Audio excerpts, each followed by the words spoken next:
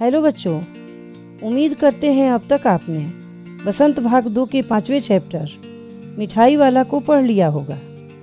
तो आइए बच्चों, आज हम उसी चैप्टर के प्रश्न अभ्यास को करते हैं।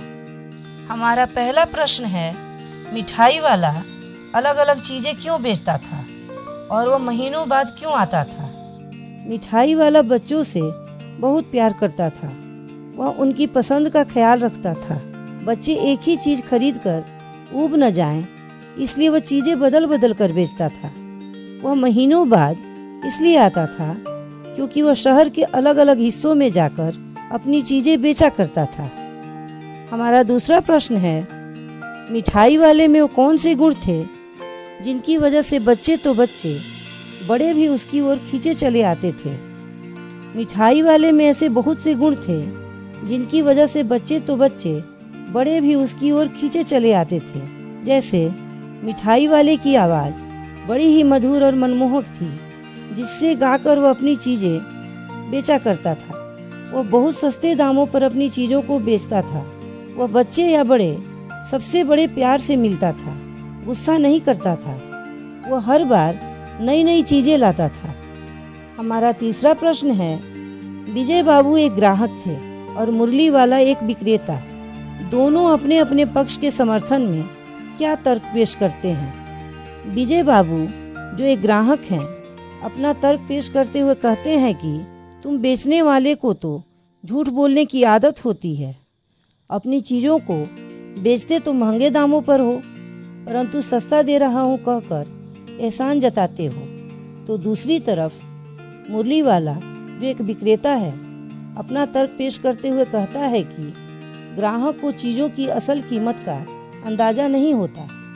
दुकानदार चाहे हानि उठाकर ही अपनी चीज़ें क्यों न बेचे, उन्हें तो वह महंगी ही लगती है और वह यही समझते हैं कि बेचने वाला उन्हें लूट रहा है। चौथा प्रश्न है, खिलौने वाले के आने पर बच्चों की क्या प्रतिक्रिया होती थी?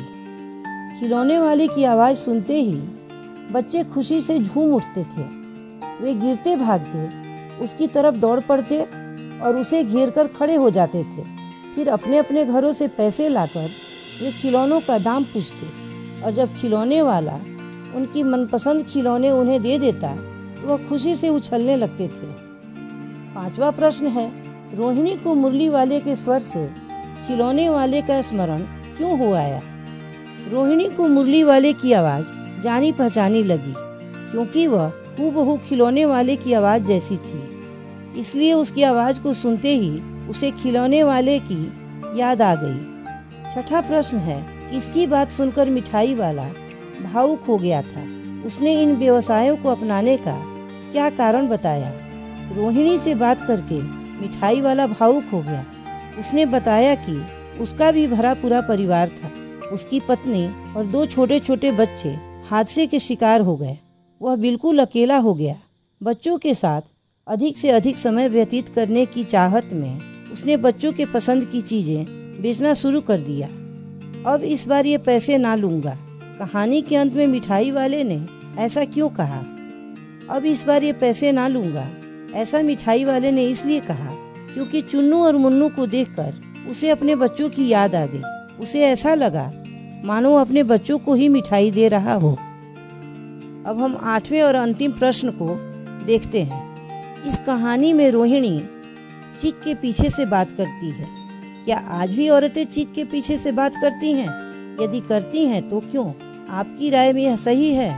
आज भी कुछ औरतें चीख के पीछे से बात करती हैं, जैसे ग्रामीण एवं रूढ़िवादी महिलाएं तथा कुछ मुस्लिम घरों की महिलाएं भी पर्दे में रहती हैं क्योंकि उनमें पर्दे का प्रचलन आज भी है।